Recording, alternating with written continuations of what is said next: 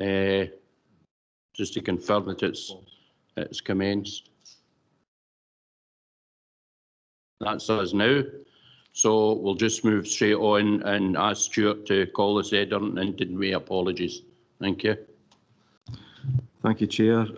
So just to go through this today, Councillor George Mayer. Here. Thank you. Councillor Gordon Jenkins. Councillor Jenkins? No. I have apologies from Councillors John McFadden and Ian Grant. Councillor Maureen Mackay. Councillor Mackay. Okay. I also have an apology from Councillor Helen Coffey. Councillor John Campbell. Thank you. Councillor Jim Todd. Yeah. Yeah, thank you. Councillor Sally Cogley. Yeah. Thank you. Councillor John Bell. Yeah. Thank you. And Councillor Elaine Dinwoody. Yeah. And thank you. Can I just double check? Councillor Gordon Jenkins. Councillor Jenkins, are you here? No. Okay. And again, Councillor Maureen Mackay. No. Okay. Right. Thank you, Chair. Thanks, Stuart. I'd like to welcome to the meeting as well Paul Davis, who has recently been appointed to the post of Audit Manager within Internal Audit. So Paul's here at the meeting this morning. We'll now move on to declarations of interest for anyone who has any. Chair, just to confirm in that regard that we have the East Ayrshire Performs item on, so we will record the usual declarations in respect of the East Ayrshire Leisures Trust. I don't think the Galleon's mentioned in this one, so we don't need to record that. We didn't cabinet. So for members on the East Ayrshire Leisure Trust, we will record that in relation to the East Ayrshire Performs report. If anyone has any others, now would be the time, Chair. Thanks to you. Sorry, I'm not seeing any, so we'll just move on. The previous minutes can I prove as a correct record, and any matters arising, any members matters arising? Don't see any. So we're moving on. There's a slight change of order this morning. We're going to take East Ayrshire Performs, which is item 5. We're going to take that first with your approval so that Joe, who's presenting that, can get away to do other things. So we're going to head on to item 5, East Ayrshire Performs, and ask Joe to take this report. Thanks, Joe. Thank you, Chair. Good morning, members, and thank you for allowing me to be first. Members, this is the third East Ayrshire Performs of this financial year. It builds on the information I shared with this committee a few months ago, and it's a report in itself that takes account of some new and emerging issues and funding that has been received by the Council. As we start East Ayrshire Performs, we always begin with the general fund uncommitted balance, and that's highlighted at paragraph 7 in your papers, and it shows that it's sitting around the £9 million or 2.5% of our net revenue expenditure. And you know, members, that this committee in particular, with the interaction it has with external audit, knows that that is a range of between 2 and 4% for our uncommitted balance. So it's towards the lower end of that range, but efforts will be made in the coming months to try and increase that. We have, as we do, a table on the expenditure reduction measures. These are the options that were considered and approved by Council last March. And you can see there in that table just two small amounts that are still being sought to be achieved by Facilities and Property Management. And Andrew has taken steps that if they're not achieved, he will find alternative budgets within his service to bring the budget back into line. Touching on the revenue part of the budget, and really there's essentially a story to be told here. At the last time I presented this report to this committee, Education Service was projecting to end the year overspent. However, at the last meeting, I gave notice that we had received indication of further COVID money being received for specific services from the Scottish Government, but moreover, that COVID funding would be recurring in nature, so really unusual. And since that last report, as noted at paragraph 9, the Education Service has received £2.6 million of recurring COVID money. And that's flipped that projected overspend into an underspend of just under £1 million. The service itself still has pressures around special education needs transport, around £750,000 of additional costs in there, as well as additional costs around decants. So the budget itself feeling strain, but that being offset by that most recent recurring COVID money, which Linda and our management team will use in the months ahead and into the next academic year too. The same story applies with communities and economy, that range of services that sit under our Deputy Chief Executive. At the last meeting, that was projected to end the year again with an overspend. However, it's now projected to end the year about £300,000 underspent. That's not because of new COVID money from government, it's because the services themselves have worked together to try and bring down the overspends, to try and achieve additional income and to manage costs. We know at this time of year that there's a more favourable position in terms of our car parking income than we had anticipated way back at the beginning of the financial year. And so these range of services carrying an underspend of around £300,000 at the year end. And the trend continues, members, into health and social care. And at the last report, we spoke of that service projecting to end the year around £1.7 million of underspends. And you know, members, from earlier reports that this range of services are allowed to submit essentially invoices to the Scottish Government through a thing called a mobilisation plan. It essentially captures the cost that the Health and Social Care Partnership, the IJB, are incurring to deal with costs associated with COVID, and to get that money back. So £1.7 million underspent at the last report. However, like education, Health and Social Care have received around £2.8 million of recurring COVID money in the last few months, which means they will end the year probably underspend by around £5 million. Now, members, from the updates from the Chief Executives and the briefings you've received throughout the year, you know that that's a range of services that, again, are under immense pressure in terms of supporting the private care home sector, purchasing PPE, or indeed even supporting staff through care packages and getting those care packages done. So although it's showing an underspend of around £5 million, that money will be carried forward into next financial year, where that money will be used for specific purposes associated with COVID. So in the revenue side, members, we're seeing a real issue around pressures within service budgets. But because of that injection of most recent COVID funding, we are seeing services likely to end the year at least in a break-even position, but the majority being in an underspend. And you know from speaking to me in terms of the budget report preparation that that's been discussed, so that will be highlighted in that report. Paragraph 14 picks up the New Mills Food Festival. This was a ask of Cabinet way back 2 years ago, where it was asked to approve £10,000 of funding for 2 years to allow the festival to take place. Essentially, because of COVID, Cabinet was asked to approve just to bounce one of those payments to a future year, so that the event takes place in 2023 and 2024, and that was agreed by Cabinet.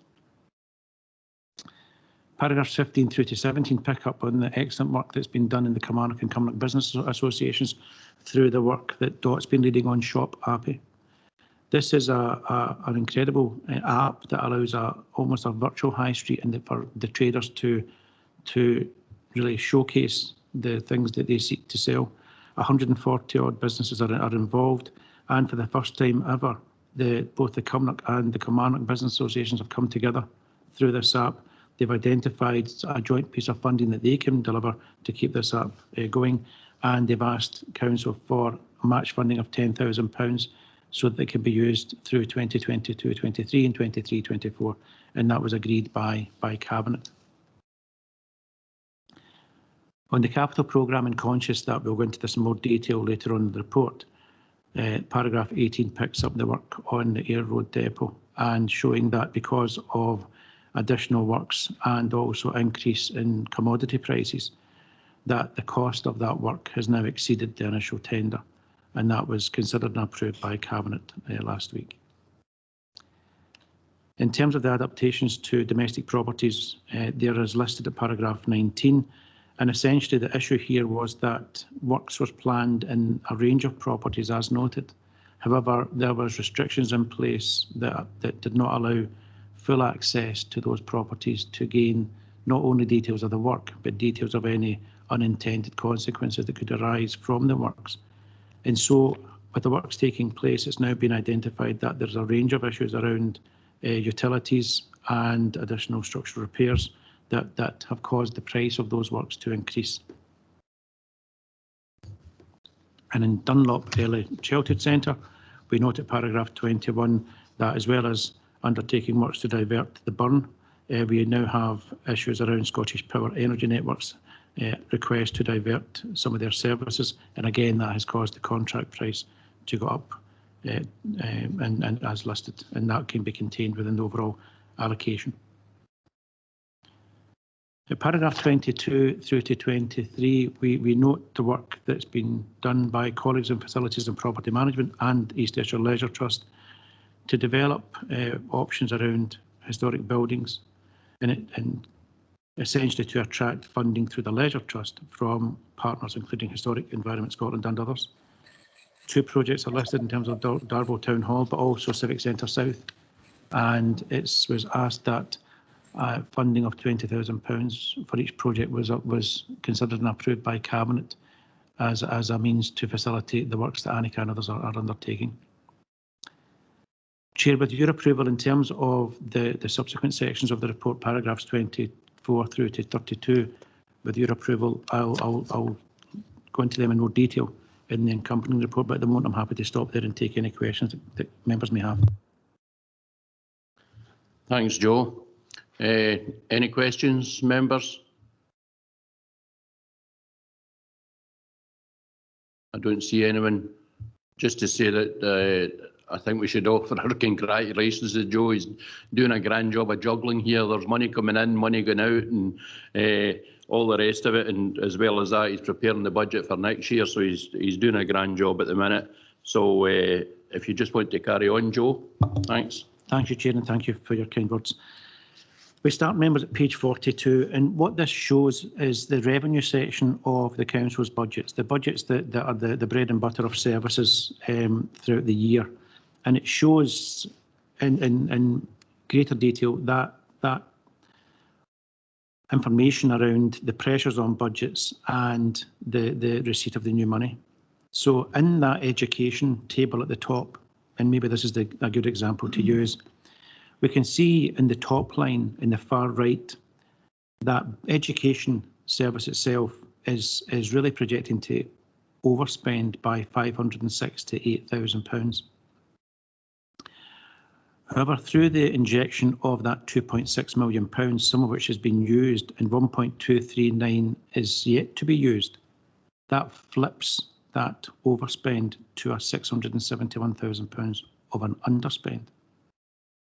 And then when we add in the money that Cabinet agreed to give the service as part of the first East Ayrshire Reforms report to help with COVID pressures, that 287, that takes the overspend, the underspend, beg your pardon, to £968,000. But you're seeing starkly that just because a service is underspending, the core service essentially is still feeling great pressure because of the additional costs for COVID, the loss of income, as well as other items around contract price increases and supply chain issues. So real issues in service budgets, and that's the position that I need to leave with you, members, that as your Chief Financial Officer, it is very likely that every service in the Council will break even or underspend this year, but that does not detract from the real pressures that service budgets are facing this year and next. And we will need to support those budgets next year through the COVID recovery funding for the remnants of the COVID pressures that will exist post 1st of March this year.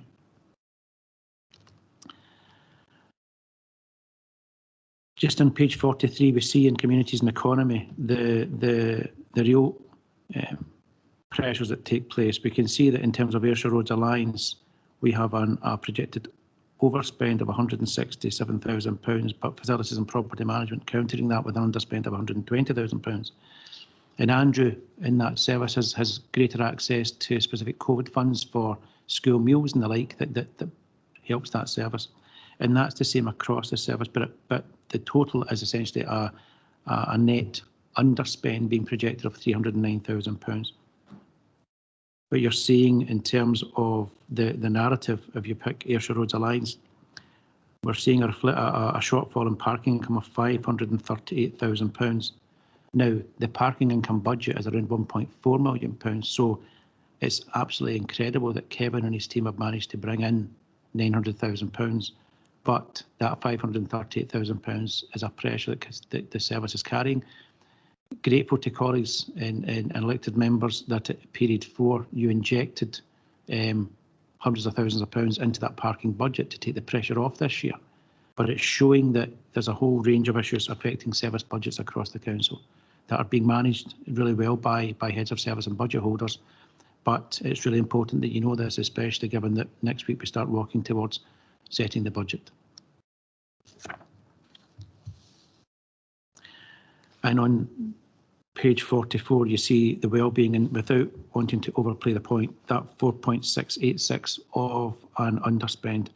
But you know, members, that in the last year, this service has taken really unusual steps. We have, for the first time ever, provided financial support to the private care home sector to keep them afloat. We have provided £400,000 worth of PPE, and at the same time, Eric and Craig are recruiting dozens of personal carers every few weeks to try and maintain the essential supports that service provides.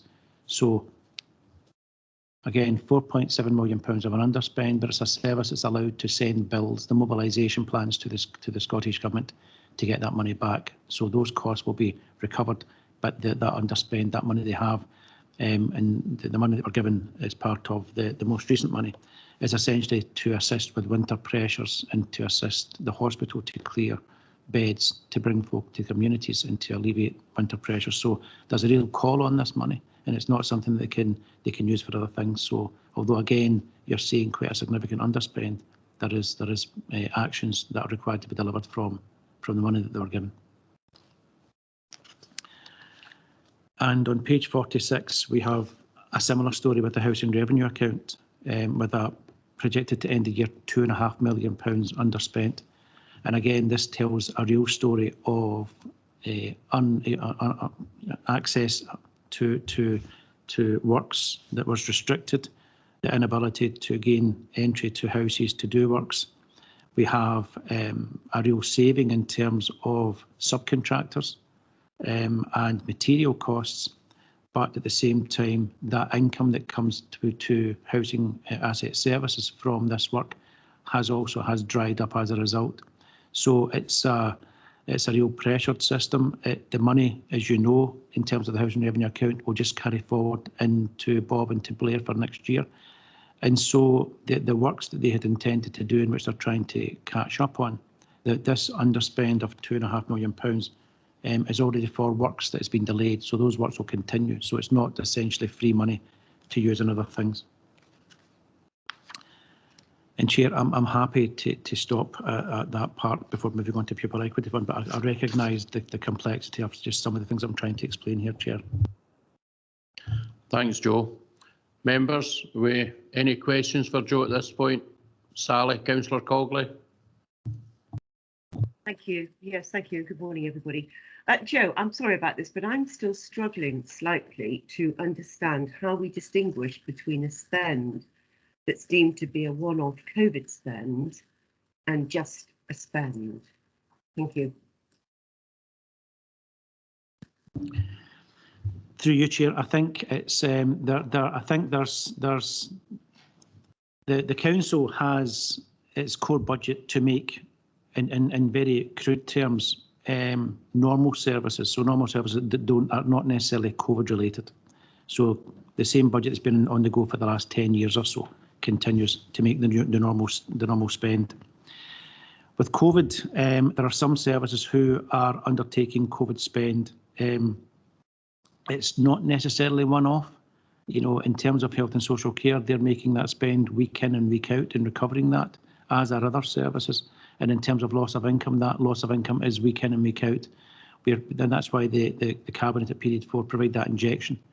So the core budgets are still paying teachers, you know, providing school meals, but at the same time they're having to spend additional costs on supporting and dealing with COVID pressures, which we hope as we go through next year that will begin to reduce in certain areas, and we can see that in parking income already, where the parking income is better than we had intended. It was going to be when we last discussed this in August, and so there is a complexity, Councillor Cogley, around the core budget and around that COVID spend. And at the moment in time, you know, a lot of that COVID spend is recurring. It's taking place every week, but hopefully over time we're hoping to see that reduce, and at some point hopefully go to zero. But we're not there yet, and that's why the services have this injection of cash from government to see them through the pressures that will still exist into the next financial year. I hope that explains, but I'm happy to take it out of here, Councillor Cogley, and come back to you.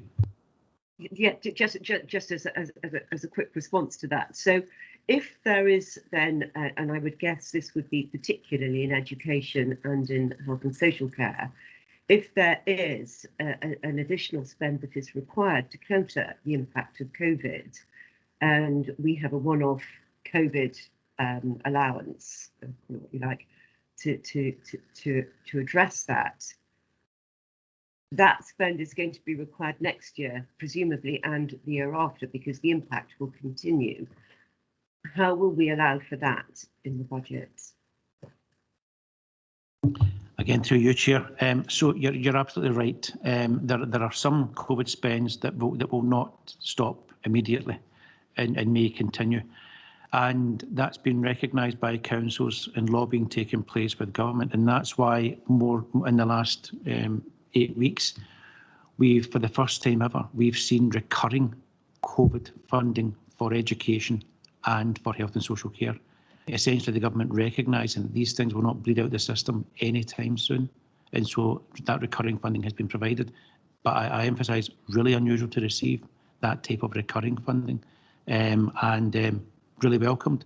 But you're absolutely right, it tends to recognise that point that some of this may have a tail that will last for a considerable time, and that funding will be required, and that support provided by those two services will be required into the medium term as well. Okay, thanks, Sally. Joe, thank you. Who want to move on now? If there's no further questions, we'll move on to the next section. Thanks. Thank you, Chair. And the next section is the Pupil Equity Fund, and this is the name by name of all the recipients of Pupil Equity Fund. They're listed on pages 49 and 50. And maybe draw your attention, members, to page 50 and to the far right column of the table, in that bottom line that shows the £1.029 million of an underspent. Now, in years gone past, it's never been as high as that at this time, and it shows, as you know from the briefings from the Chief Education Officer and from the Chief Executive, the pressures that schools have been under, particularly with the Omicron variant, and so it's totally understandable that head teachers and the management teams have essentially spent time trying to keep the school open, and so the plans around Pupil Equity Fund, which are really important and which form part of the school improvement plans, have in some cases not progressed as planned. So that £1 million of an underspend, there's two things to this. This is the underspend that I require education to show as at 31st of March, so that I can close the council's books. Head teachers don't care about that. They're more interested in the academic end of the year in June. So That £1 million is what's anticipated to be underspent by 31st of March. But we know from the salary costs that are included in that around £500,000 of that, £600,000 of that will be used to pay teachers in April, May and June. So that amount will reduce. But we have listed in that paragraph that the guidance along PEF allows local authorities to approach Scottish Government to get permission to carry forward. Now, we've done that in years gone past. We'll do it again this year. And I'm confident that approval will be given the circumstances, not only felt by our schools, but by all schools. And head teachers already have plans for this money. As I said, it's in the school improvement plan and forms an intrinsic part of the development of the school. And so that's the position with Pupil Equity Fund, Chair. Again, just slightly changed since period 7, but rest assured that colleagues in procurement and colleagues in finance and ICT continue to assist head teachers and their management teams through the spend on Pupil Equity Fund. Thanks, Joyce. Any questions, members? Happy to move on. Thank you. Thank you, Chair. And that takes us to page 52 then, which is the alternative delivery models. These pages essentially capture information around the Ayrshire Roads Alliance, that part that shows the strategic delivery element that services and spans both east and south Ayrshire councils, element of the partnership, as well as the local delivery for east and the local delivery for south. You can see there that there's an underspend of around £400,000 on the strategic element. That's been there all year. It's to do with vacant posts and offset by other pressures, but essentially that's there, and Kevin is through his service redesign is taking steps to fill those important posts.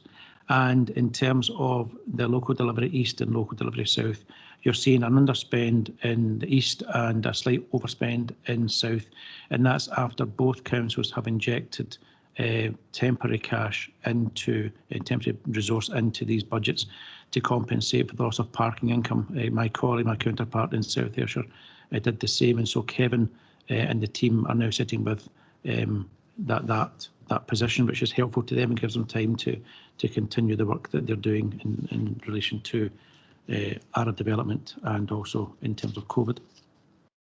The capital budget and the capital works are as listed. And in terms of page 53, we see the East Ayrshire Leisure Trust and looking to end the year around £100,000 overspent. Now, I've spoken to Annika and the management team about this, and I'm really confident that Annika and our colleagues will bring that back into line.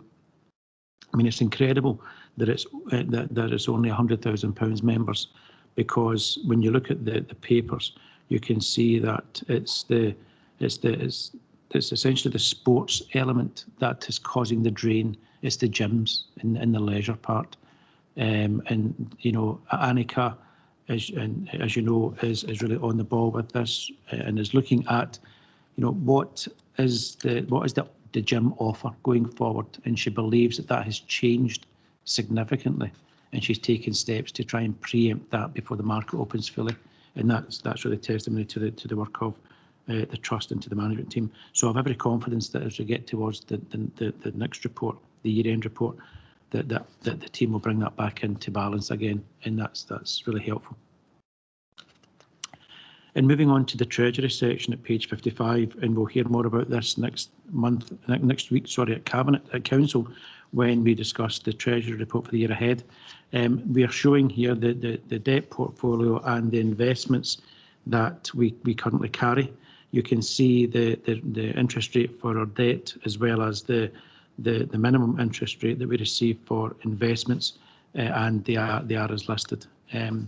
We've taken some action in the last few days to obtain some further borrowing, and I'll go into more detail on that next week at Council.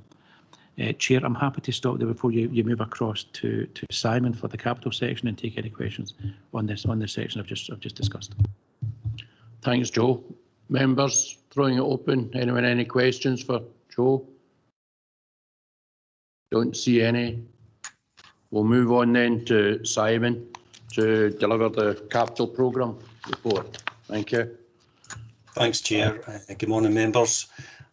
So despite a number of challenges around about inflation and the supply of construction materials linked to both COVID and Brexit, capital programme continues to make good progress. So as usual, without going through the report in great detail, if I could provide you with an update on a selection of projects in relation to their stage of development. So projects currently on site include the restoration works at Dean Castle, where the last phases of stonework repairs are complete and internal renovation works are ongoing, with a handover programmed for the summer.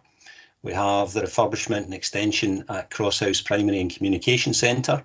That's well advanced and has unfortunately incurred a delay due to the impact of COVID and material supply issues, but we're still hopeful that completion can be achieved before the start of the August school term. We have the new build Netherthird Primary School, which is progressing well. The steel frame superstructure is now erected. And there's also a number of new build housing development sites as part of the SHIP programme, including Witch Road in Kilmarnock, Millishield Strongen and Quarry Now in Auchinleck. Projects that are due on site in the near future include the St Sophia's Enerfit refurbishment, where contract award is anticipated this summer. We also have early years works at Fenwick Primary School and at Catrin. And at Dunlop Early Childhood Centre, the Enabling Culvert Works contract is underway, with the early years new build anticipated to start in the spring. Technical designs are also being progressed for the Galston Office project and the Cape and Acre recycling facility. Projects in development include the Doon Valley Community Campus, where we're currently in dialogue with the Scottish Government, Scottish Futures Trust and NHS to try and unlock some challenges around about the affordability cap for the project. And we're also progressing projects linked to the Ayrshire Growth Deal, including the Core project, which is now at stage 3 concept design, with tenders issued to engage with a contractor through a pre-contract services agreement. Moorfield Phase 3 has had further site investigation works, and they've recently been completed and are being assessed. And with the Ayrshire Manufacturing Investment Corridor, we now have a project programme in place, and a design team has also been established for that project. So thanks, Chair. That's just a brief overview of some of the projects. Happy to answer any questions on these or any other projects. Thanks. Thanks, Simon. Members, any questions? Sally, Councillor Cogley. Thank you, Simon. I wonder if you could just go into a tiny bit more detail, please, in relation to Galston Town Centre, Simon, please. Thank you. Yeah, thanks, Councillor Cogley. So we're, as you'll be aware, we've developed the designs to a stage now that have been locked down. They've been agreed with the internal stakeholders that are going to be using the facility. We're pushing to get a planning application lodged for that in the near future, going through an internal process of pre-consultation with our colleagues in planning just now with that. So we'll then be moving on to develop the tenders and get those issued. We have hit one slight hurdle, unfortunately. One of the key consultants, internal consultants, M&E consultants for the project has left employment at the council now, which is giving us a little bit of an issue, but we're engaging with external building services engineers to pick up that part of the design. So we're still hopeful that we'll be trying to achieve completion of the project by next summer, which was the plan, but reviewing the programme just now, just around about that impact of the change of personnel. So that's the kind of brief overview of where we are with it. I hope that helps. Thank you very much. Councillor Bell. Thank you, Chair. Good morning, Simon. On the Doon Valley Community Campus, the last line in the paragraph, a separate report is currently being prepared and will be presented to Cabinet. Do you visualise that happening before the end of present administration? Thank you. Thanks, through you, Chair. Yes, we would. There's an updated capital programme report being presented to Cabinet and Council next week, where we'd hope to have some further details available then. We're not quite there yet, but our discussions with Scottish Government, SFT and NHS are all at an advanced stage and look quite positive. We've not had any definitive confirmation around about some of these additional funding streams that we would hope to open up. But I would hope that we would unlock this in the next few weeks and be able to bring something back to Cabinet. Thank you very much. Thank you. Members, I'm not seeing any other hands, so we're quite happy. We'll move on to the next section, which is the Pupil report. Thank you. Thanks, Chair. Morning, members. The first table on the Pupil pages shows the workdays lost per employees. You'll notice that it's at 9.06 compared to 4.05 last year, which is an increase of 4.31. The move reflects lower than normal sickness for the previous year and significant increases this year. We continue to monitor this and support the services. Further down the page, you'll note that personal stress is the highest of the 5 reasons. Again, we continue to closely monitor this with our colleagues in health and safety and through the Chief Exec, the Deputy Chief Exec and down to individual managers. It's looked at on a case-by-case basis. At the bottom of that page is the absence categories, and noting that all absence categories have increased, but that's due to last year's being lower due to the COVID restrictions and also the increase in absence this year. For members, just for noting, we're carrying out a further analysis to see if there is any identifiable impact in the suspension and delay in some of the medical interventions due to COVID, and we'll report that back at a later date. Over the page is the council support to employees. You'll see an increase in most of these areas with the exception of physiotherapy and employee counselling. This is a bit that folk engaged more to the online stuff at the beginning, but has started to move away from the physio, but we're moving to face-to-face physio again, so we're hoping to see an increase in that. With regards to the counselling, we've introduced a pilot that I'd mentioned before of an app, which is 365 days, 24 hours a day support to our employees. That had been rolled out to people within education establishments and health and social care. We're now moving to move that across the full council, and we'll report the figures for that in future reports as that seems to be increasing. Over the page, halfway down, we've got the workforce planning key performance indicators. You'll see that for the headcount, the first table for last year is in the previous council structure, with the table for this period being in the new council structure. Overall, though, there is only a slight move and a slight increase. Similarly,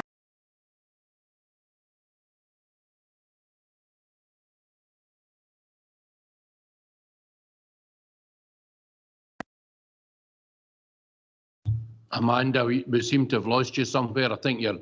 Wait, I think you've gone mute. I went mute. Where did you lose me? Sorry. I'll start again at young people. Yeah, that'll do fine. Okay, thanks. So under 25s, there's been a very slight increase for the last period and an increase from the same period last year in all categories.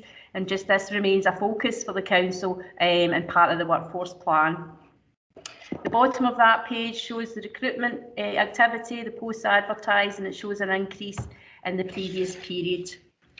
The number of new employees and the employees leaving the council are in the following the next two tables, and this is a decrease from the quarter before, but this is to be expected for the period that it covers, particularly with the Christmas closure. And the rest of the people pages are stats and quotes about the face experience, coaching programme and spaces for listening.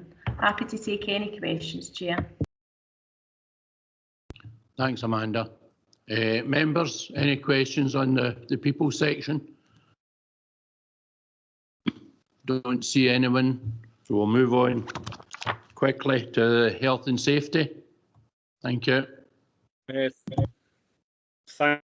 Thanks, Chair, and good morning, members. If I could just begin by drawing members' attention to the top of page 70, we noted that the number of non-reportable incidents that we've received has slightly increased by 35 in comparison to the last report, and the number of incidents reportable to HSE has decreased by 5.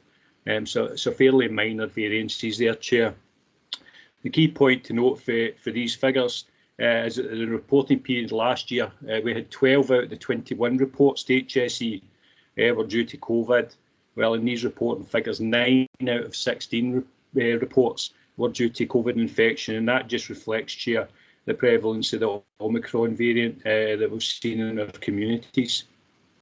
If we can move to incidents under the heading of violence and aggression, this continues to be the highest cause of incident reported to health and safety, and it accounts for 63% of all non-reportable incidents we've received. Although there were no reportable incidents to HSE under that category this period.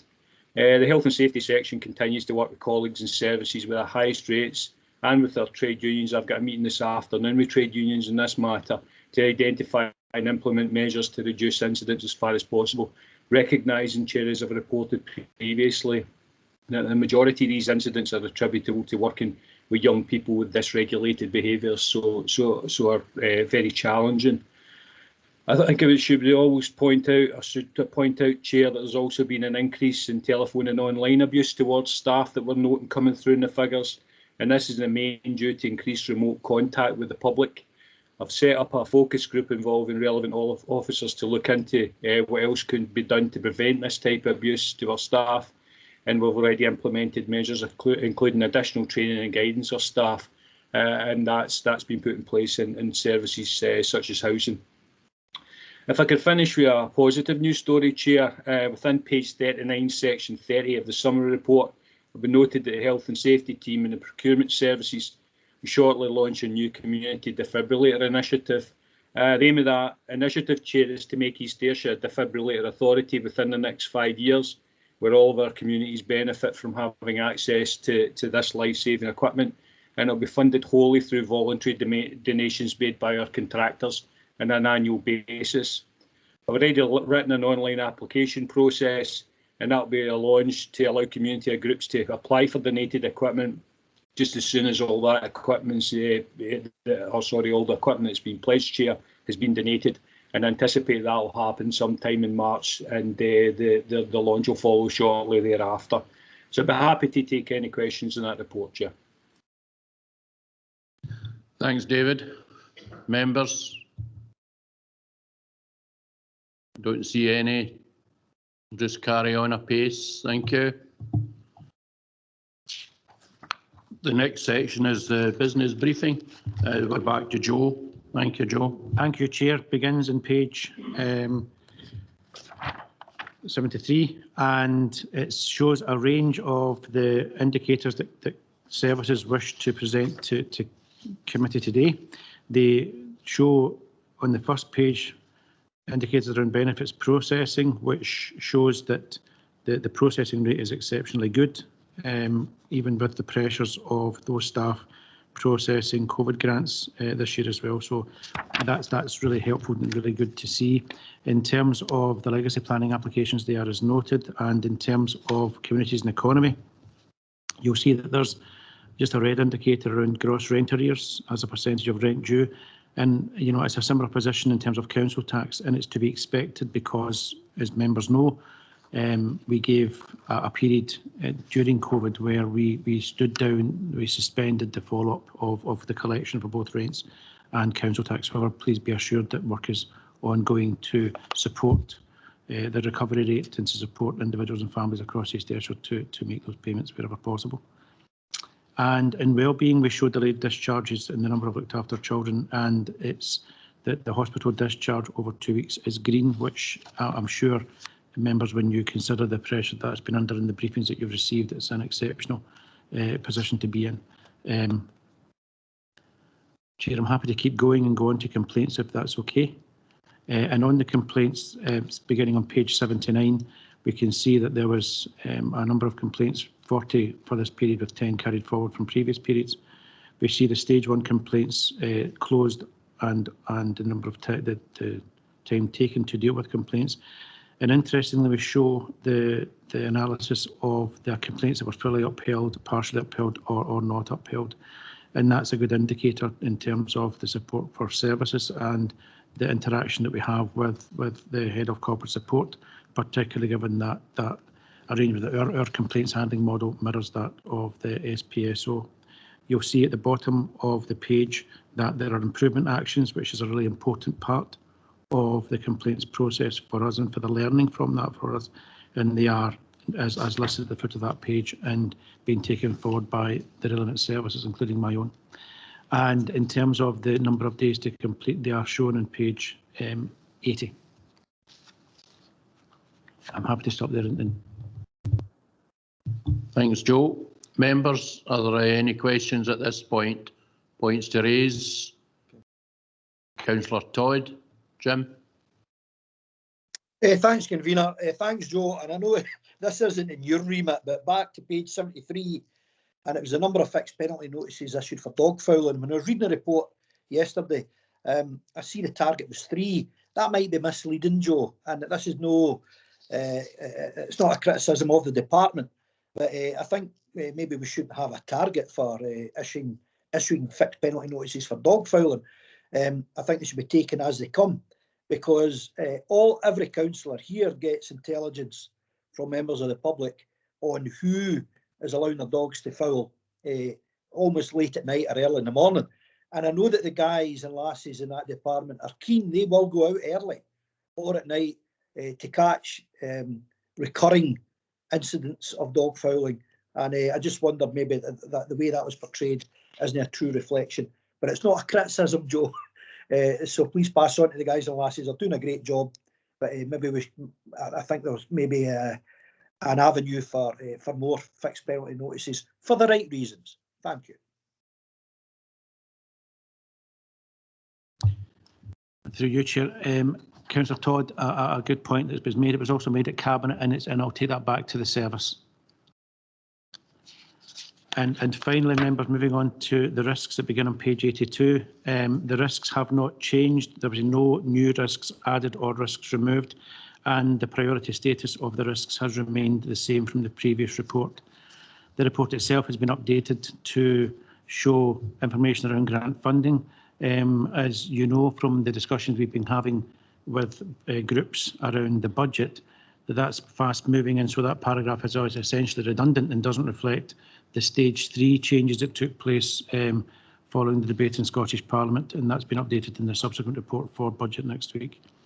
And in terms of the current economic climate, we know that there is real pressures in communities around the price cap, the energy price cap increased by 54%, and again work being taken place to support individuals and families, particularly in the immediate term through Scottish Welfare Fund, where we are seeing a really uptake in upbeat in terms of the number of applications being received for food and for power, and that's been managed by the team, and I'm keeping folk abreast of that as it evolves. There's been no real changes in equal pay. That still continues on and almost there with that, and the rest of the risks are as listed, Chair. And I'm happy to stop there and take any questions. Thanks, Joe. Members, throwing it open. Any questions? Don't see any.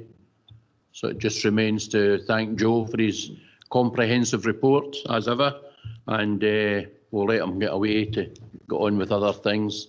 Thanks, Joe. We're now moving members back to item 3 on the agenda, which is the internal audit, revised internal plan, and Ailey Mackay, the Chief Auditor, is going to take us through this one. Thank you, Chair. Good morning, members. A short report from me today with 2 aspects. We're asking committee to approve a relatively small change in the plan that's been driven by turnover within our team, and I'm also putting a revised reporting schedule up for internal audit reporting in the current year, and picking up some precedents for future reporting, which I think will smooth out the internal audit reporting in this council, which I think we will all welcome. So if I can start, Chair, if I can just draw attention to paragraphs 5 to 9 on page 7. And included in those paragraphs is a reference to slippage in our progress. We've made good progress in the table. Table 1 below paragraph 8 shows that as at 21st of January, we were 83% of the way through the year, and we had achieved 80% of planned in-house days. Now, that had started to slip a wee bit during late December. Our audit manager was successful in being appointed as the chief auditor in another council.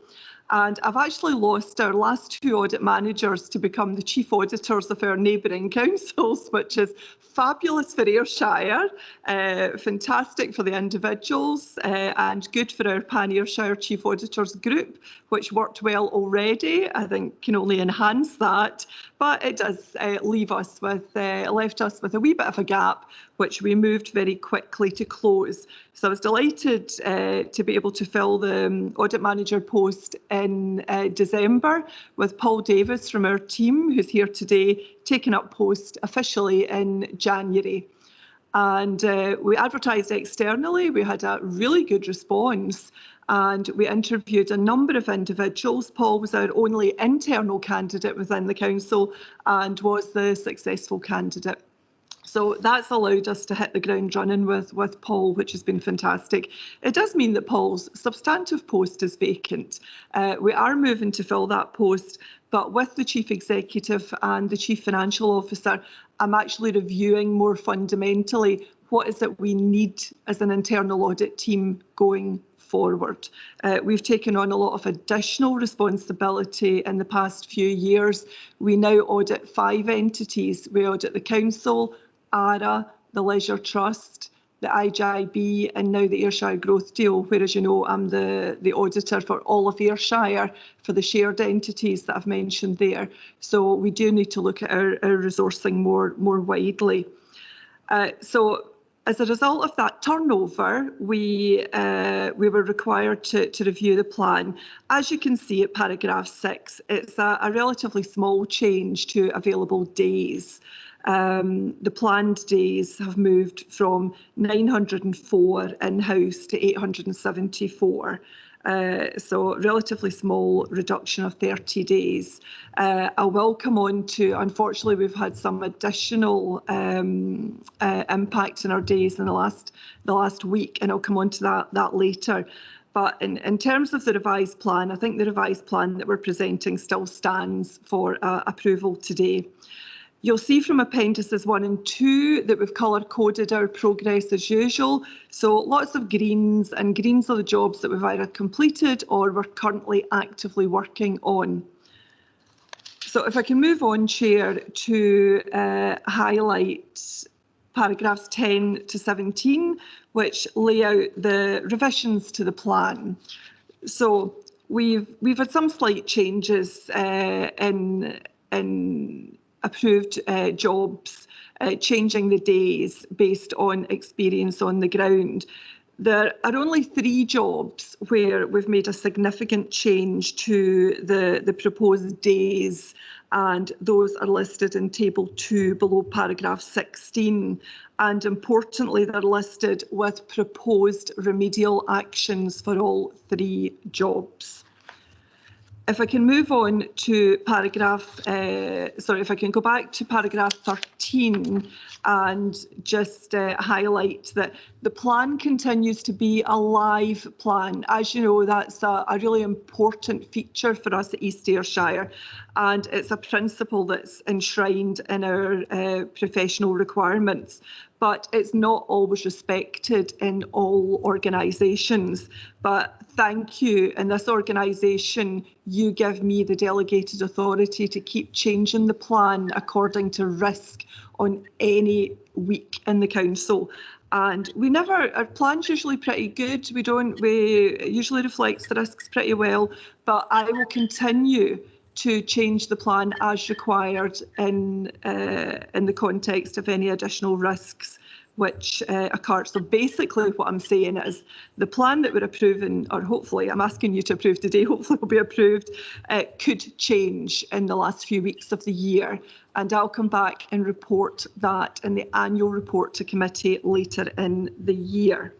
So if I can move on, Chair, to paragraph 18, which is the second element contained in today's report, which is the proposed revisions to the reporting schedules for internal audit, both for our annual report and for the annual plan, partly to reflect the fact that we've got the local election happening this year. So we're proposing slightly different arrangements for any election, local election year, but we're also creating precedents that we hope will smooth out the reporting year on year. So I hope that that's clear. I've laid that out step by step.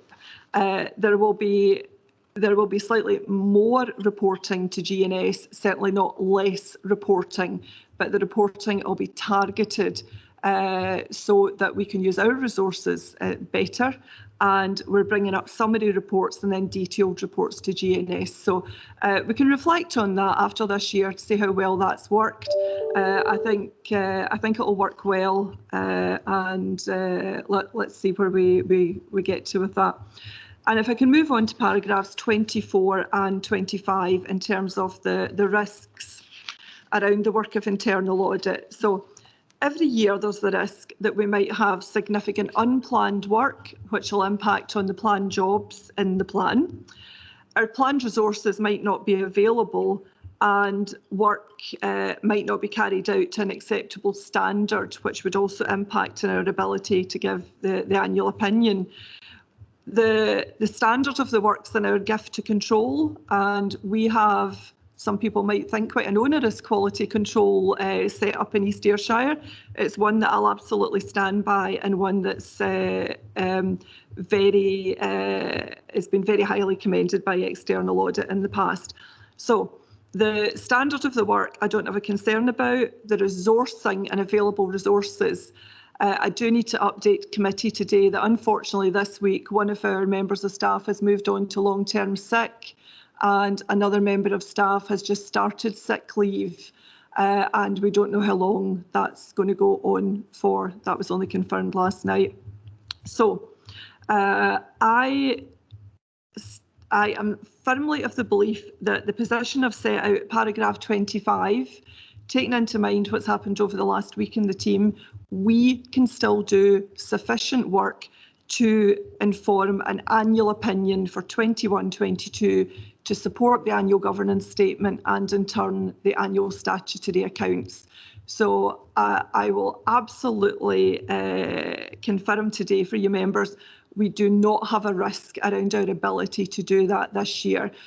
We'll do slightly less work than maybe ideally we'd hoped, but we've already got a lot of work in the bag. We've done well this year. We've done well in the first 3 quarters of the year. So it's unfortunate that our resources have been depleted a wee bit in the last week or so, but if that's going to happen at any point in time in internal audit, the timing's probably quite good. So we're in a good place, and as I've said, there is no risk to producing an annual opinion for 21-22. And in due course, I'll update you on the position for 22-23, but I don't have any significant concerns at the moment about that, bearing in mind that we will be going out to recruit, and the team numbers should be increasing as we move into 22-23. So, Chair, that's everything from me today. Thank you. Happy to take questions as always. Thanks, Hayley. Just one from me before we throw open. The table on table 1 on page 7, part about assets, the computer audit, they've only done 25% of the anticipated days. Could you comment on that? We deliberately, and it turned out to be the right thing to do, we deliberately scheduled the work by any outsourced resources into the later part of the year, so effectively into Q4, which is January to March. So we will be picking up that work with assets. Assets are actually going to cover more of one of our planned computer audit jobs than we had anticipated.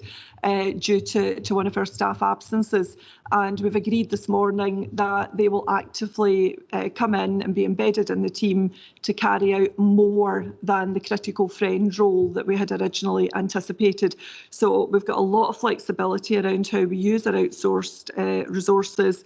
We've built up relationships with both Assets and Audit Glasgow over the years.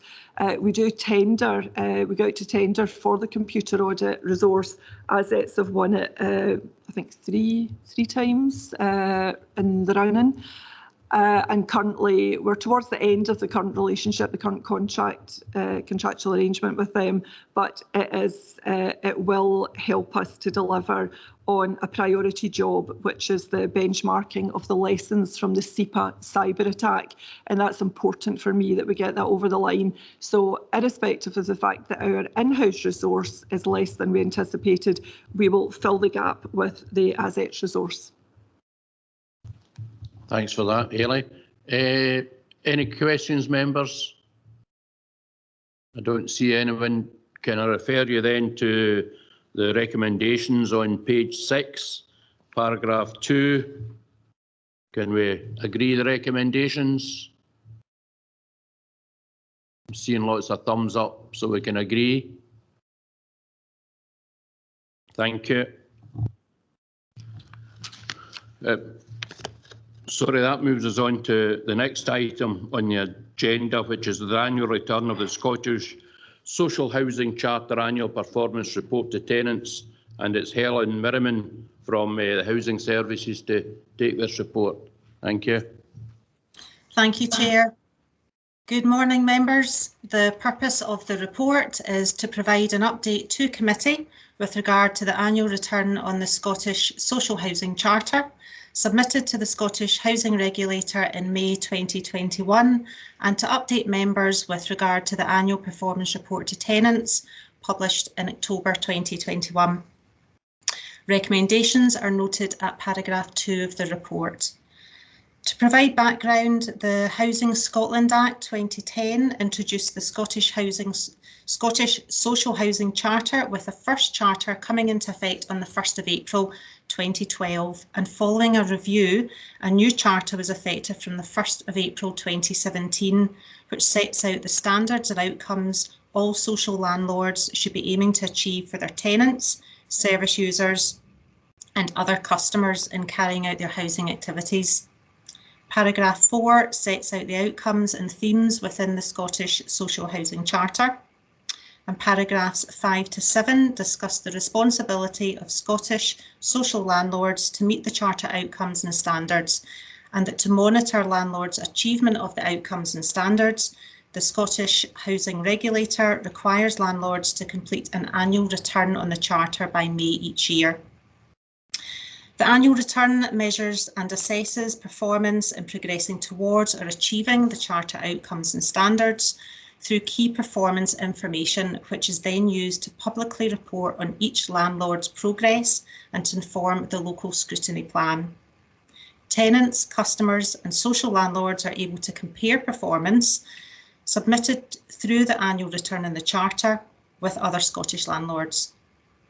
Paragraphs 8 to 10 set out the timeline for submission of the Council's annual return in the Charter and the consultation and collaboration with representatives from the East Ayrshire Federation of Tenants and Residents and tenant representatives prior to its submission to the regulator last May.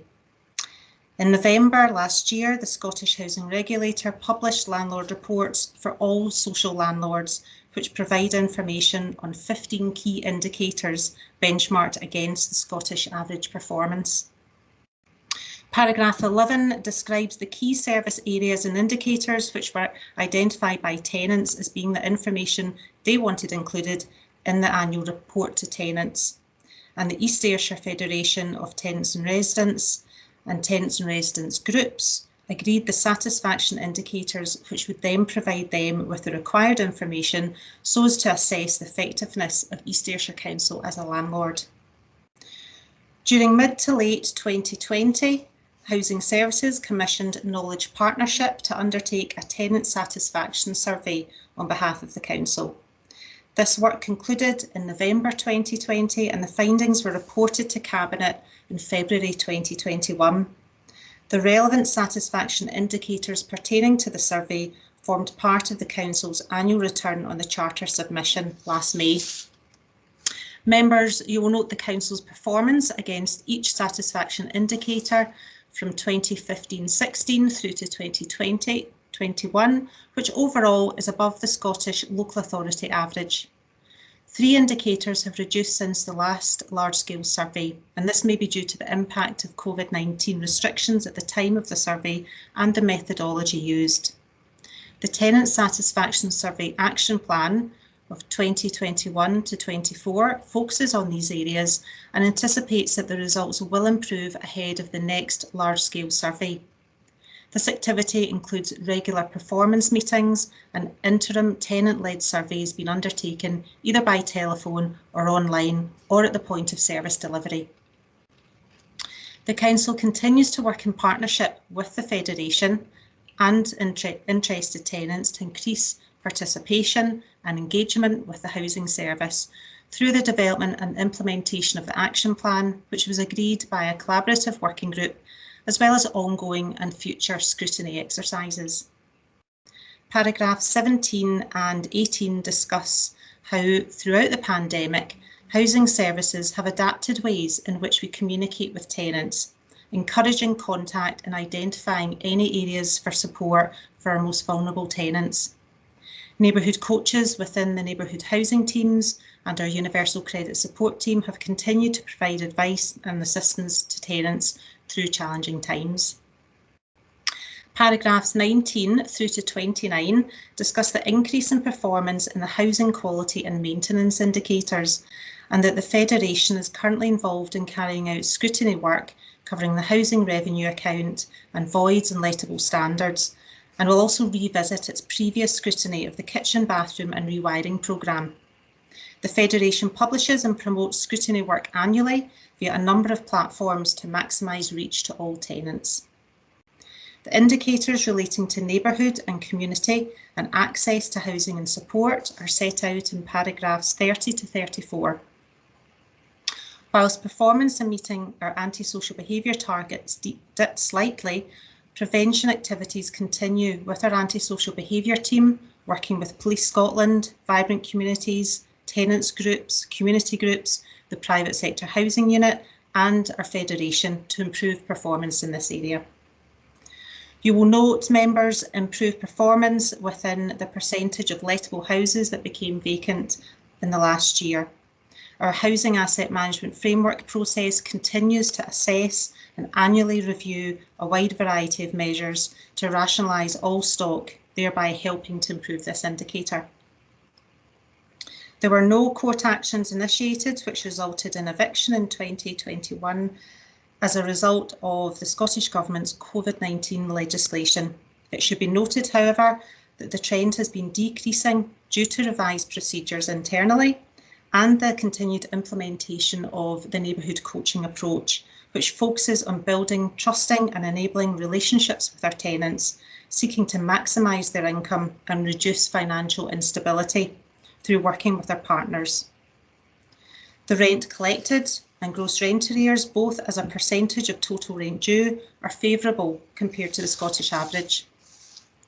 Performance in relation to void rent loss shows an increase in the percentage of rent loss through properties being empty during the last year, and members will be aware of the challenges brought by the pandemic, as well as the availability of materials, which impacts our relet times.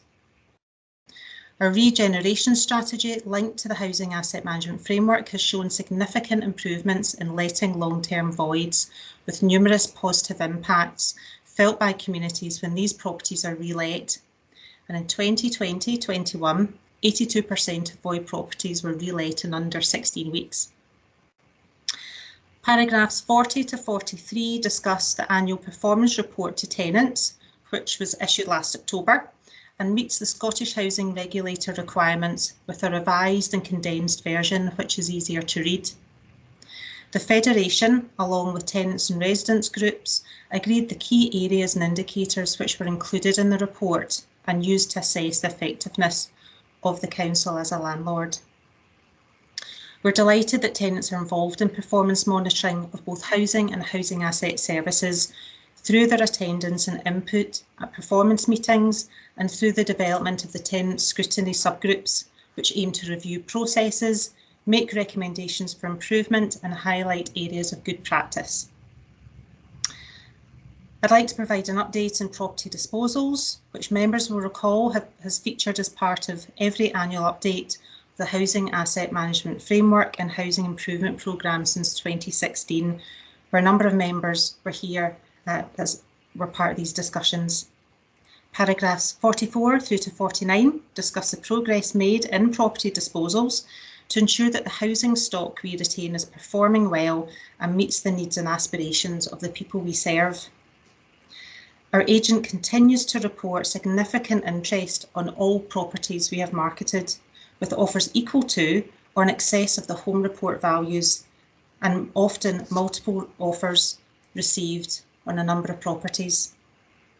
Property disposal information forms part of the future Housing Asset Management Framework quarterly updates, which is issued to all members. Within legal implications, both the annual return in the Charter and the annual performance report to tenants meet the requirements of the Scottish Housing Regulators framework. Also, the Scottish Social Housing Charter and the requirements are set out in the Housing Scotland Act of 2010. There are no human resource implications, and as part of the local housing strategy assessment, there are no negative impacts on equality groups as a result of the returns on the Charter. There are no direct financial implications, and all expenditure in relation to the production and distribution of the annual report to tenants is met from current budgets. The annual report in the Charter and the annual performance report to tenants contribute to the Council's community planning themes of safer communities and wellbeing, and link to the Council's transformational proposals. The Council's sustainability, climate change, and carbon emissions and fuel poverty reduction targets and proposals to deliver net zero housing, as well as carbon dioxide emissions, energy for space heating and fire suppression measures, should have positive impacts across all performance indicators. Members, to conclude, both the annual return in the Charter and the annual performance report to tenants meet the requirements of the Scottish Housing Regulator. Following the Tenant Satisfaction Survey of 2020, Housing Services colleagues, together with the Federation, continue to focus on indicators where performance can be improved as part of the revised Tenant Satisfaction Survey Action Plan. The performance information contained in this report shows a positive trend, with the majority of indicators showing improvement or that the Council is operating at a similar level to previous years. Work is now underway to prepare for the annual return in the Charter submission and the new annual assurance statement, and we will liaise with the Scottish Housing Regulator and provide key quarterly performance information with regular monitoring and reporting of indicators through the Council's electronic performance management system. Members, please note the background papers listed at the end of the report, and Chair, I'm happy to take any questions. Thank you. Thanks for that. Any questions, members, for Helen? Everyone happy as well? Oh, Councillor Todd, Jim, you want now? Thanks. Yeah, thanks, Convener. Thanks, George. Helen, thank you. I noticed the big part about disposals, and that has been very successful. It's been managed really well. I'd like to, and you might not be able to answer this just now, but I'll meet for a coffee if that's possible. But travelling around our authority in most of our towns and villages, and I've got a couple of examples that I won't say here. I won't get into specifics, but I'll talk to you about that. When you're coming into the town, into Kilmarnock, there's sometimes private residences that have been in an absolute state of disrepair. And I know it's really difficult, but I've got a couple of examples that I'll talk to you about. And is there any policy that we can work on to maybe take over these properties, buy them off the individuals that are absent householders? They've been lying empty for years, and they're an absolute blight on the streets, especially neighbours that are really looking after their gardens and the visual impact of when you're entering into the town. Is there anything we can do with that? Thank you. Thank you. Through you, Chair. Thank you, Councillor Todd. Yes, we have a dedicated empty homes officer who works within the private sector housing unit, and there's a range of legislation that we can utilise to investigate these properties and obviously just see what we can do, either through liaising with the owner or the private landlord. But absolutely, there's a range of things that we can do. So I'm happy to meet up with you at a later date, and we can discuss it individually. Thank you. Thanks for that. Anyone else? I don't see any other hands up. So yes, can we?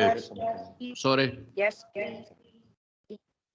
Please, Maureen, Councillor Mackay. Councillor, thank you very much. It's in relation to, I think it's on page 23 of the papers, and it's indicators 7 and indicators 13, Helen. Now, both of these, my reading of that is that those show a downward trend. And in particular, if we could focus first of all, please, on indicator 13, which is the percentage of tenants satisfied with the management of the neighbourhood that they live in. That has seen a drop down to 84.9%.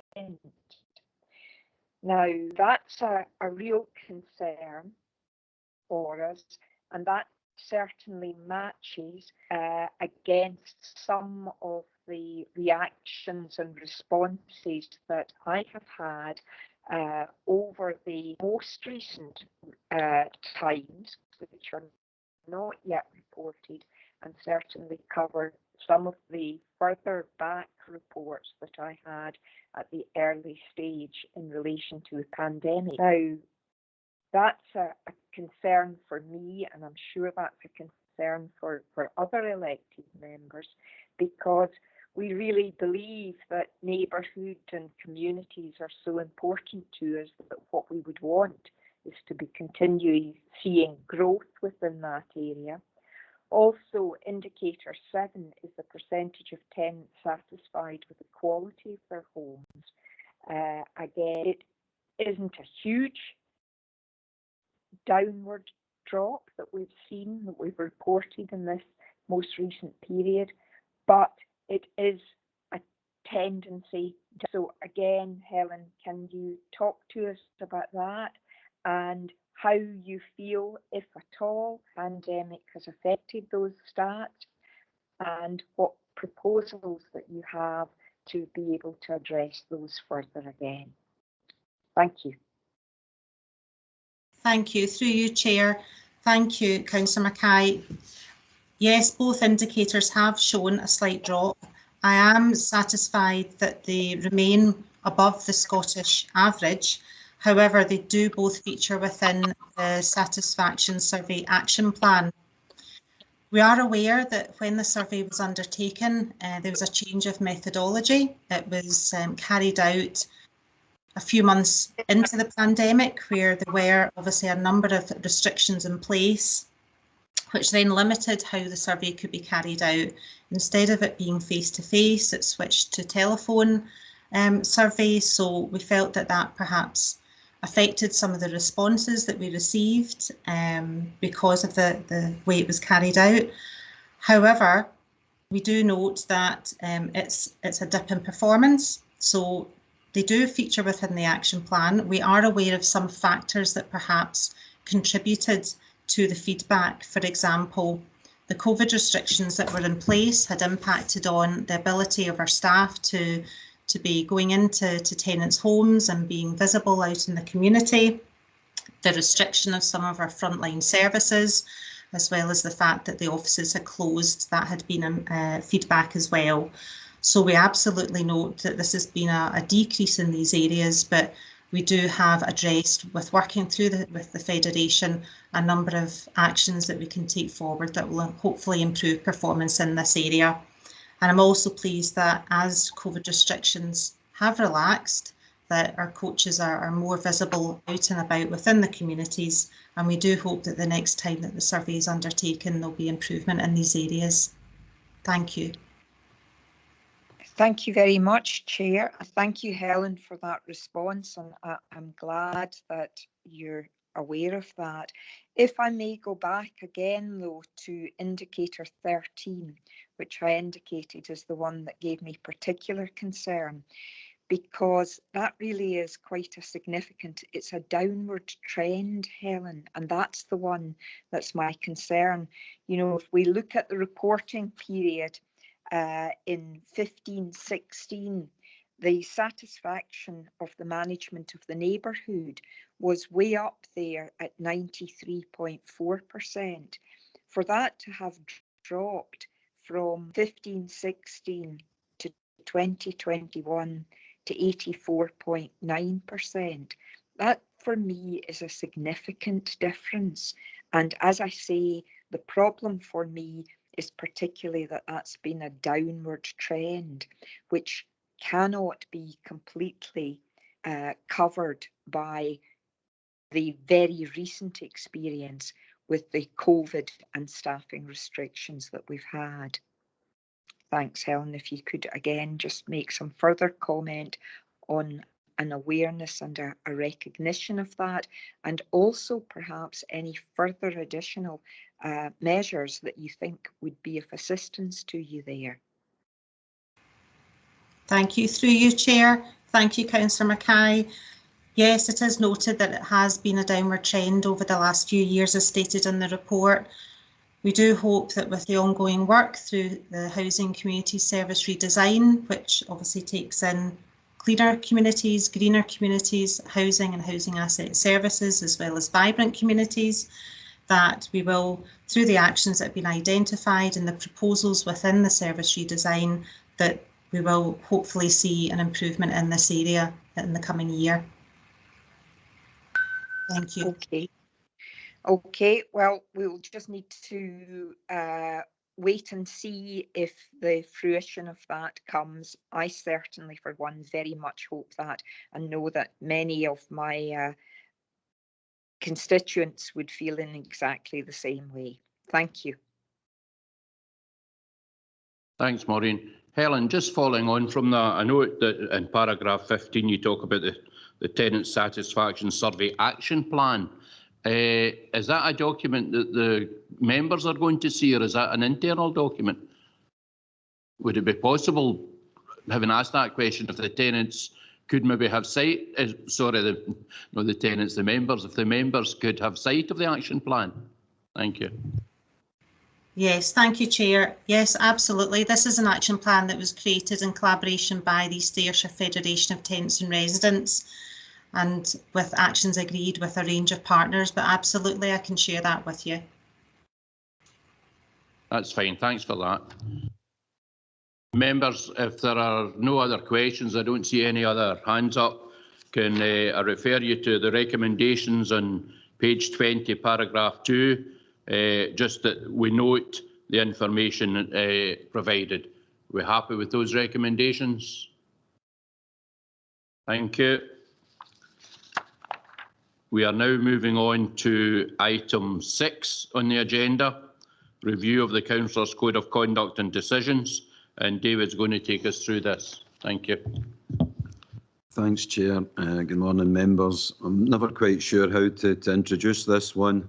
It could become, for our council, an exercise in backslapping. It could become an exercise in learning from the mistakes of others, and it could become an exercise simply in,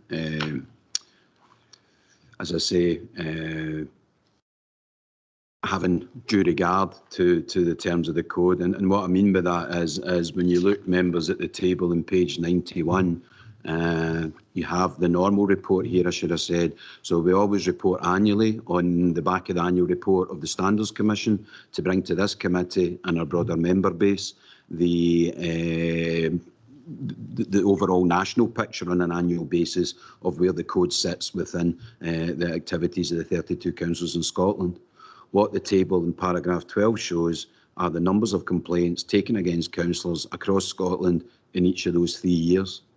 And what I think it's absolutely important to reflect on my earlier comments were alluding to is that the number of complaints in each of those years against East Ayrshire councillors was nil.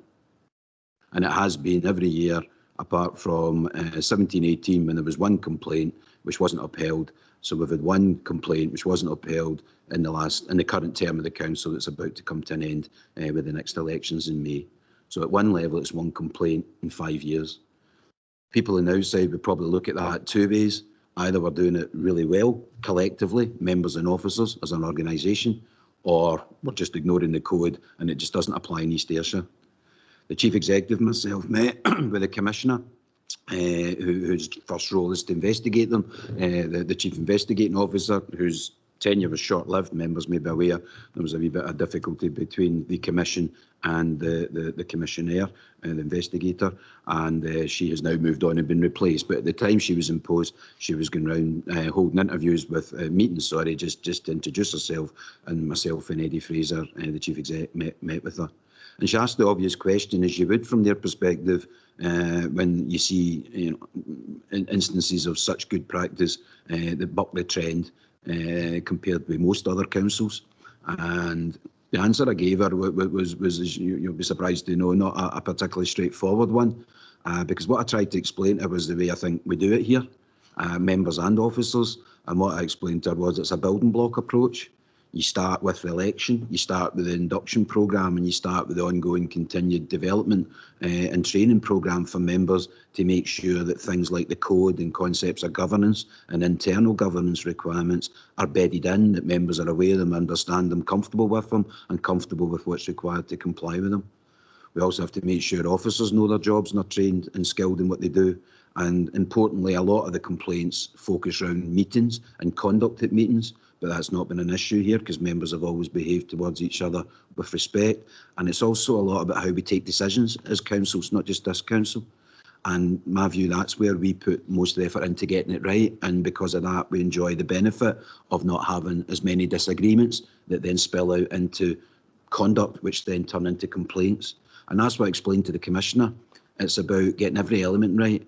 If we put reports in front of members at committee, then members are entitled to rely on those reports. Those reports should be complete, they should be full, they should be accurate, they should be up to date, they should be comprehensive, and you should be able to rely on them without looking for more, unless you feel there are gaps. You should be able to take that and you should be able to make the best decision possible, whether it's a quasi-judicial one or a policy one. And if we get the decisions right, and if we get how we interact right, and the example about trawling things up was we took a consultation to Cabinet in the early life of this council with a minority administration, and there was an adjustment after that, and we haven't had a repeat of that where Cabinet with the numbers took a particular position that didn't actually reflect the position of council when the minute went up. So we've adjusted to make sure, because a lot of the ill will that can spill into poor conduct comes from people not feeling they're involved, or people feeling engaged or feeling listened to. And I think what we have between the sounding board and the Cabinet is a set of arrangements whereby all members, all parties have that opportunity to contribute and be heard and feel that they are contributing in the context of a minority administration to the development and delivery of policy. So that's what we explained to the Commissioner. It's trying to actually keep all the plates spinning and hitting all of those targets, and it's about making sure that we don't pay lip service to the code, that we don't just put it in a box after election, and the officers are also equally conversant with it so that we can help members to comply.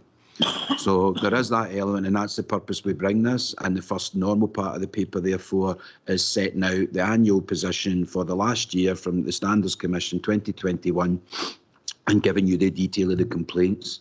I'll finish with that bit and then come to the new code, which we've also built into this paper.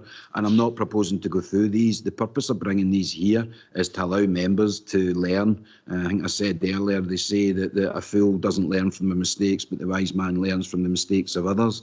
Well, here the incentive is, or the idea is that members are able to see, in not shorthand, but in summary form, the types of things, the behaviours and the comments that can get other councillors and other councils into trouble. And if a member here reads it and says, well, what was wrong with him saying that, and then reads on and somebody gets suspended for a month, then you're increasing your understanding. If you're reading it and saying, well, I would never have said that, then you're already there. So that's the purpose in bringing this. What I would say is just a couple of examples. I'm not going to go through all those examples or recent cases, but what you can see is the numbers of complaints, how they distill down to, I think it's in paragraph 23, something like 17 referrals to the actual commissioner from the commissioner for hearings, and the 16 and the detail of the 16 that they dealt with during that particular financial year. I think there's two I would highlight. One is on page 99, number 4 there. Councillor and authority. I appreciate it's in the paper, but we are live and it's not for us to point the finger. But a comment was made by one councillor against another councillor, calling him a wee fat ugly liar. And again, folk, will have their own view in that. But the point to note is that they did uphold that as a breach, and there was a suspension for, it says full council meetings for 1 month, but in most scenarios that would be no more than one council meeting and maybe none, depending on the timing. But the point was it was upheld as a breach and it was deemed to be unwelcome, etc., etc. The other one I would certainly draw to your attention in terms of any suggestion that the code has no effect, the Commission have no teeth, they have no power, is at page 109. That's a familiar name there, Councillor Mack. I'm not sure if he's ex-councillor or not, for reasons I'll come to, at Renfrewshire Council. And that's quite a tortuous one in terms of the process, because he was investigated, referred to the Commission. They purported to hold a hearing during COVID in his absence. He wasn't playing, and then they purported to, I think, disqualify at that time. It went to the Sheriff Principal at the behest of Councillor Mack, which is the statutory process for appealing Commission decisions. And the Sheriff Principal initially, as you'll see in the note, to the end of the paper, the Commission initially, the Sheriff Principal initially sent on page 111, he sent it back to the Commission saying, do it again. So they did, but the next time round the councillor was there and represented, so they overcame that problem. They took the decision again and it went back to the Sheriff Principal. As a note to the note on page 111, understanding as the Sheriff Principal then considered this and issued his decision on the merits early December last year, and his decision was to uphold the Standard Commission's decision to disqualify Councillor Mack. And my colleague, Head of Legal, who actually retired recently, but I don't think there was any connection, had to then contemplate a by-election because the Sheriff Principal's decision was 2 weeks before the 6-month cut-off for a by-election falling into the next council election. So my further note to that one is my understanding now is that Councillor or ex-Councillor Mack has sought to appeal or seek review by the Court of Session of the Sheriff Principal's decision, so that one's still running. Whether or not he'll be allowed to stand in the meantime is a problem for whoever takes over the role from a colleague at Renfrewshire Council. So in terms of the annual report element of this paper and the decisions, they're there, members. And what I was also going to suggest was that for this and the other element, which we'll come to, you may wish to consider, appreciate all other members out with GNS have access to the papers, but sometimes it helps others to draw attention to particular things. So if you're agreeable, I'm inviting consideration that the committee actually take an additional decision to agree that we actually circulate a copy of the paper to all members, drawing their particular attention, not just to the decisions, but particularly to the new elements of the code. And having done that, I'll now take you to the new elements of the code, which we've quickly summarised in the paper at page 89, paragraph 7 onwards. So against most people's advice, suggestion, support, the Commission and the Government, well, the Government actually decided to issue the new Code of Conduct, as you'll see there, with effect from the 7th of December. The thinking was, why introduce a new code when the current cohort of councillors will be coming to election in May? Some will come back and some won't. And was it not more sensible to align the new code with the new term and build it into the general training and induction programmes, etc., which we will do anyway. But for reasons nobody's quite clear on, the decision was taken to introduce the code just before Christmas in its revised form, with one caveat. The code makes a number of changes which were set out in para 8 there at the bullet point, in fact 2 para 8s, but the first para 8, apologies for that. And one of those relates to a slightly different approach to registration of interests, and this follows on from the serious matter of the murder of a politician in England last year, not just that one, but previous incidents as well. So the ongoing concern for members' well-being has led to the tweak, which is there's no longer that requirement to record one's address on the open web version. Members have been advised of that. We've dealt with that as an operational matter, and the position going forward is that the new rules, there's two issues. One is the adjustments so that a private address of a councillor, your home address, is no longer necessary on the open web. It only needs to be maintained in the paper copy, which is only accessible by people coming in to inspect it by appointment in the normal way. So there's a greater control and security of that information.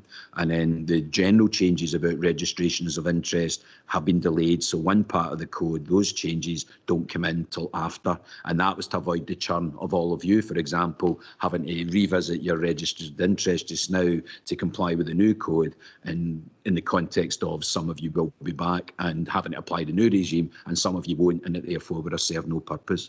The other changes are summarised there in terms of bringing in explicit reference to discrimination against race, gender, reassignment, etc., strengthen the requirement around gifts and hospitality. I've mentioned the home address. There's a new one on close family members. And I think the most important one there is at the top of page 90, where the old two-stage test is now, and remember they're trying to simplify these things, is now a three-stage test. The first one is that general, do I have a particular connection with this item that any other member in the chamber doesn't? Does that translate at stage 2 into a formal interest? If so, do I need to declare it? And if I need to declare it, then stage 3, as you're familiar with, is it so significant that I need to actually withdraw and not participate? So they've tweaked that, and they've tweaked other elements as well. So those of you who are coming back will no doubt be sleeping with your copy of the new code under your pillow, and those of you who aren't intending to come back, or indeed intend to come back but perhaps don't make it through the will of the electorate, no doubt then don't need to spend time on the new code.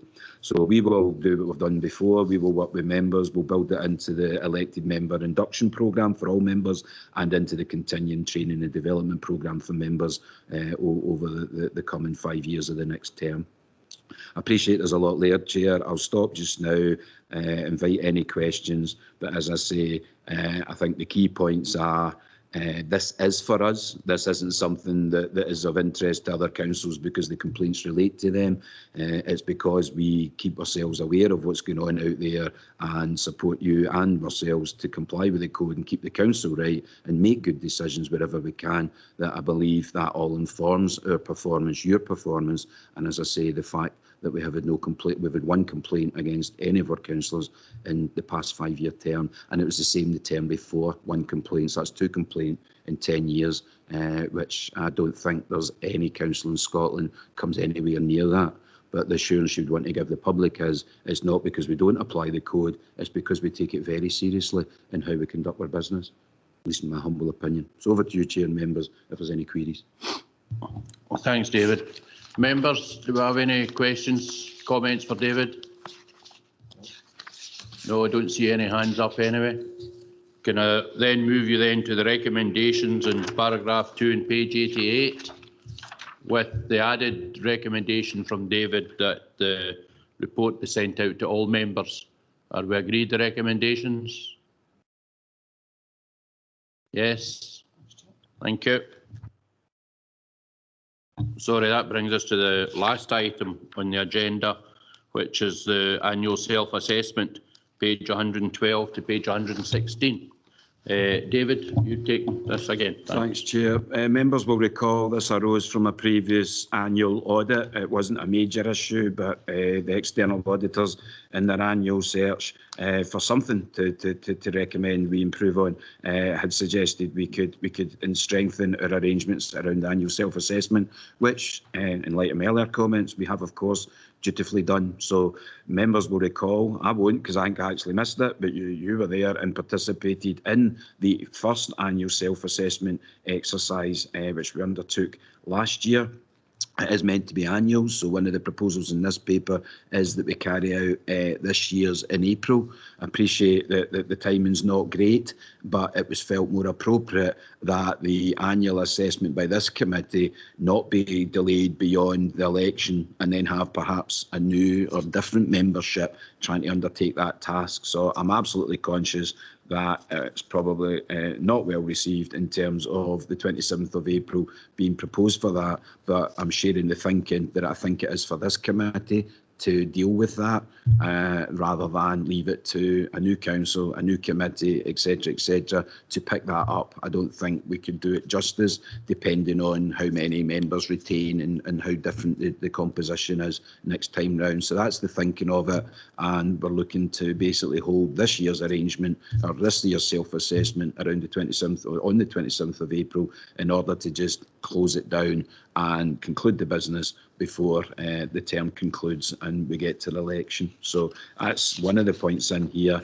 To get you to that, of course, the question starts with, well, what did we agree last year and what have we done about it? That's set out in the appendix. And just very quickly, you agreed the last time that in respect of meetings, you'll be able to put arrangements in place so you can view the business schedule for the committee for the following 12-month period. That existed, but it has now been shared so that you all can see that as well on the web. So that's been done. The written terms of reference have been revised and agreed and will be built into the next scheme of deals. As you know, we visit that periodically to change that. So we'll actually make the formal amendments, but the work has been done in terms of what that would look like from that assessment last year. There's commentary around membership induction and training, and we have refreshed the content and will continue, as I said earlier, with the induction and ongoing training, not just after the elections but throughout the 5-year term in accordance with our current arrangements for supporting members through the development programme. And then there was a mid-term or in-term training, so that was just recognising you can't just bring people in once and bring yourselves in once after an election, train you up or give you one round of induction and leave you to get on with it. It needs to be a continuing programme of support and development, and we've looked at that as well to make sure it's built in on the continuing programme. There was a minor one there looking for a nominated go-to officer for finance. And I know we got the name, but I can't actually remember. Stuart might be able to remind me who finance confirmed that was, or Robin Baker, I think. Sorry, we wouldn't put it in the action plan, but we did get the name. But I think we need to circulate it. If we have circulated it, then I'm sure one of you will be able to tell us who we told you it was. But anyway, we have got that contact, and we'll make sure that is out there if it isn't. The fact that neither Stuart or I can remember who it is would suggest we might not have advertised it yet. And the last one was this periodic assessment of its own effectiveness, which is, of course, what we introduced last May for the first time. And we would be looking to agree arrangements here to allow us to sign that when office complete. So taking it back to the recommendations, Chair, members have been asked to note the good progress made with the actions in the action plan from last year's, agreed arrangements for this year's assessment, as I said, in April, as set out in paras 6 and 7, and to otherwise note the terms of the report. Thank you, David. Members, any questions, comments? Otherwise, could we take the recommendations on board? Agreed. Thank you very much. That concludes today's meeting. Thank you all for your attendance. And we hope maybe to see a bit more of you now that the offices are about to open up a wee bit from Monday. So we might see a bit more of each other. But thank you for your attendance. Stay safe. Thank you. Thank you. Chair, just before finishing, can I confirm it's Colin Hastings as the finance officer? Sorry, Chair. Colin Hastings. Hold that in a minute.